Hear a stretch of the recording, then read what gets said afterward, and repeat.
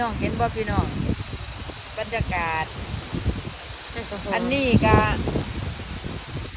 เอามาปลูกไม้เด้อพี่น้องนี่หญ้ายุ่งกระไรนี่ลบออกไปนั่นใส่มือลบ